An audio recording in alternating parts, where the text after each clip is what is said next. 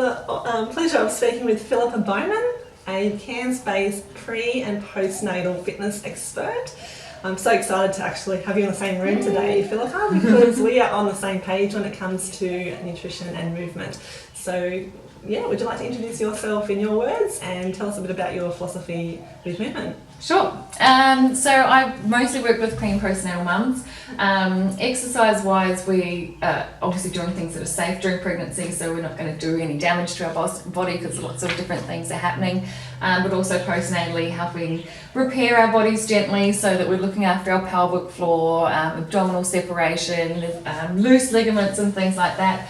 But ultimately, it's all about mum practical movements so that we can do these awkward things and weird positions that we balance on one leg, so functional kind of movements, and of course just having fun with your kids as well, so not necessarily just the exercise or workout, which I kind of like doing as well, but just fun ways to move and have fun with your kids too, that you can create movement as just a normal part of regular day rather than just having a workout as well. But yeah, so I love your philosophy, Philippa. Thanks. Thanks for doing what you do. Okay, so the first question I have for you is, do you see mums that have turned exercise or movement into a diet? And if so, what sort of proportion of your client load have this disordered relationship with exercise? Yeah, definitely. So it happens on a few different levels. So I myself was sort of the extreme case. This is before I was a mum. I used to do bodybuilding and completely just changed my relationship with exercise and food in general. So I've always been an active person and enjoyed, using and moving my body. But then when it got to the point where I was, exercising for 4 hours a day, 2 hours in the morning, 2 hours at night, and I was doing it because I had to have this perfect symmetry. And, I'm going to stand on stage in a bikini and people are going to analyse my body. With fake tan. Yeah, lots of fake tan. I love that. And so it literally got to this point. I had one particular incident with my husband, who's my husband now. He was only my boyfriend at the time. Thankfully, he stayed with me. Yeah. But I remember being in the car park of the gym. We'd walked there because we had to walk there to burn more calories. And I was literally in tears in the car park. And then Chris was just like, let's just go home. I'm like, I can't go home. Because I had this guilt thing about going. I was so exhausted, so tired. I didn't want to work out. I was not looking forward to it all. But I couldn't not go because then I'd failed in that sense, and I wasn't, people then someone else is already going to the gym right now and they're going to beat me in that competition, and it was just, I don't even actually remember if we actually went into the gym or not, but I do remember that kind of blubbering moment. Yeah, it was awful. So it just got to that horrible point of not doing exercise because I enjoyed it or loved it or, whatever it was. I hated it, but I couldn't not stop going through these motions. And it was more because I hated my body on some level that I had to, this thigh had to be, whatever. So most mums that I work with are not that extreme because they don't have 4 hours a day to exercise. But I guess it does sort of work on a few different levels, like mums are obsessed with their stomachs especially, so mummy tummy will hear about a lot. So just a lot of the language they use about that, and they'll go hardcore into doing core exercises and sit-ups and crunches, which are usually bad for postnatal mums. If you've got abdominal separation, you can actually be making those muscles worse, which can lead to back pain and things like that. So it becomes this unbalanced approach to exercise because you're doing, 80% of your workout is on your core and you're sort of ignoring the rest of it. So yeah, that's generally where it starts to, the disordered relationship with exercise starts to happen. It's because focus on their mummy tummy and, being told that that's bad or it should have changed or whatever by now. And also just a lot of, language around what they use about how they exercise, or they're exercising because I had chocolate cake last night, or it's the guilt factor, the reason that they're sort of they're exercising out of punishment, not out of joy of using their body and being able to move and stuff. So that's probably where I see it the most. And trying to get mums to alter that language sort of a little bit as well. It's About an ongoing thing. Like once you think you get it, you still got to keep. Yeah, definitely. But movement and exercise should be, we're born to move, so it should be a pleasurable thing, not something that you're doing because you've been bad. Or, you know what I mean? Yeah, thanks for explaining that, Philippa. Okay, so my next question is, why do you think exercise is becoming so disordered in our society today? I think the biggest reason right now is social media. That's a huge influence. I spend a lot of time on it for work, and then even just scrolling and browsing when you're distracted or kids are sleeping or whatever. And I even noticed myself as a fitness profile on Facebook and stuff.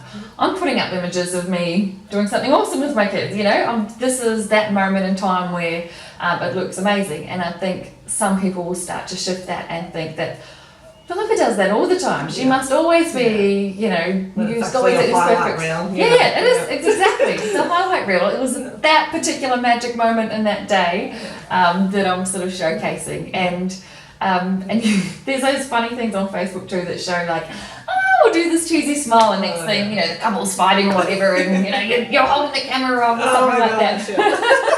So, and the reality is that happens a lot as well. But we've got cameras everywhere. You've got people posing in the gym, taking pictures of themselves and stuff too. So I think people just sort of get carried away comparing themselves to other mums and profiles that they see a lot, and make up a story in their head about what that person is actually doing or not, because as much as you try to share those real moments as well, you're still trying to show people other things that can actually work for options and stuff.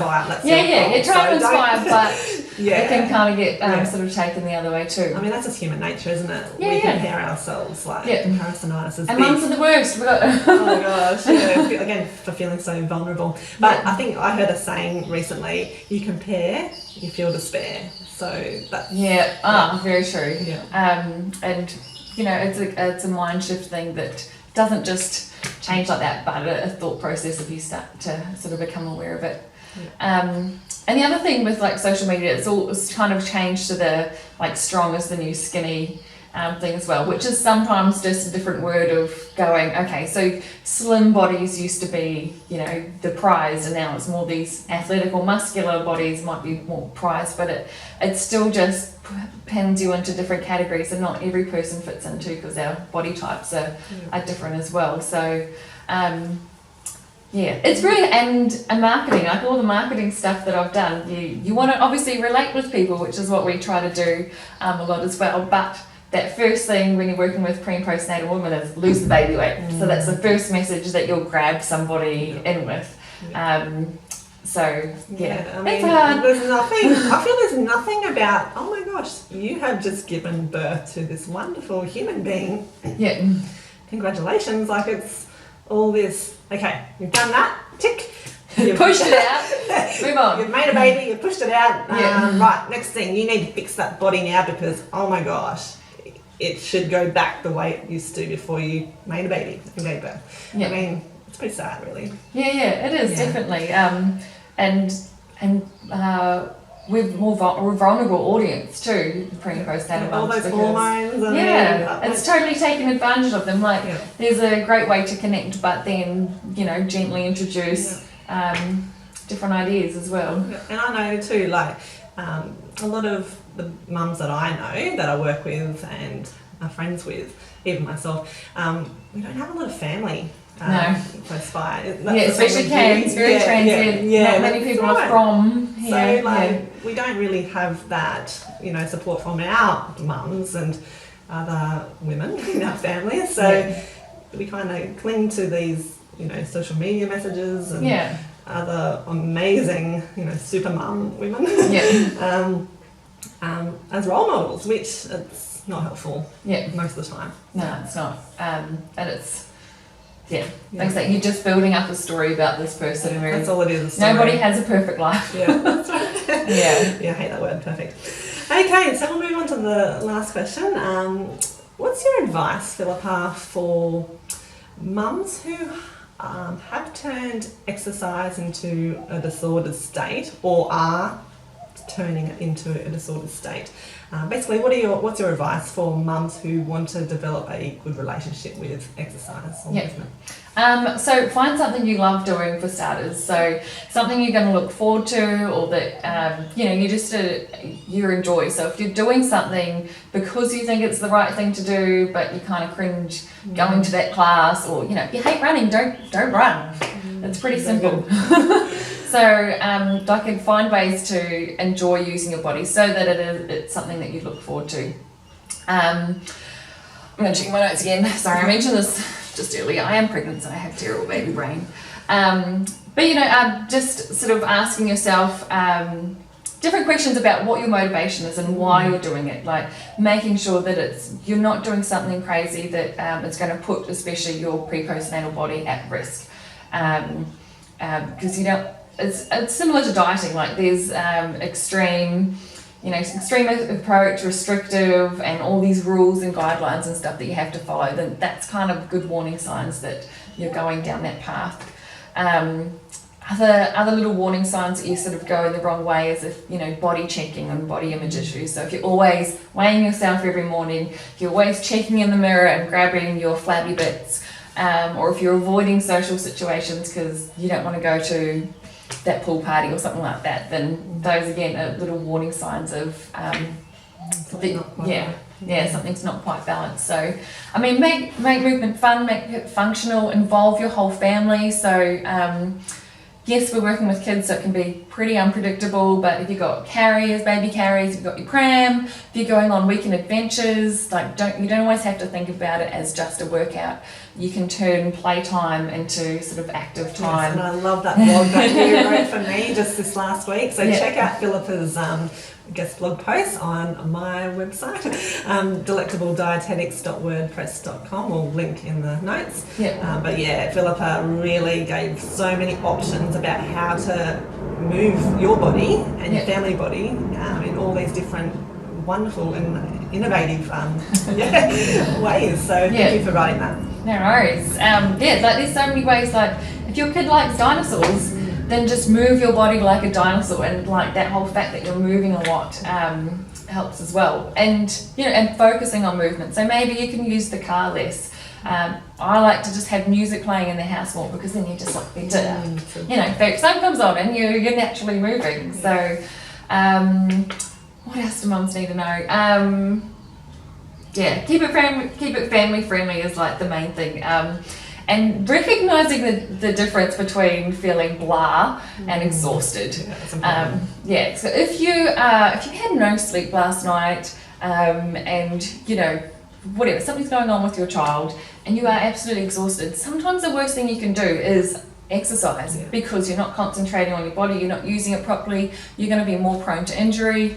You just need to go back to bed, or you need to call in some extra help and rest and recover and think about it again tomorrow.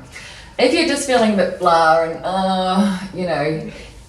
after you've done a workout, normally you have that kind of endorphin rush and you feel so much better for it. So sometimes just getting outside is a good start. So so getting moving that way, or finding a friend, having a play date, a moving play date, so you're catching up for a walk and a chat rather than just a coffee or whatever. You can still do the coffee, obviously, but just finding those other ways to incorporate movement into everyday things, so it's not necessarily something you always have to think about. It's just becomes part of your routine. Yeah, lovely.